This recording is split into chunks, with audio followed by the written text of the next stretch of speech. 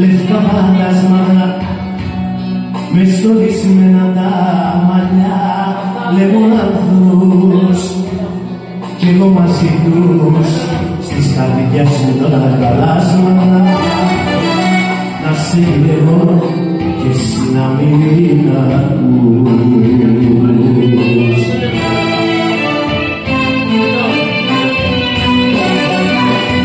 Βλέπω μπροστά στα εικονίσματα τα στεφανά σαν ορφανά του χωρισμού μας την βραδιά κι ενώ με πιονά να μου σου έκανα σαν μακρισμένη με κοιτάζει η φανατιά.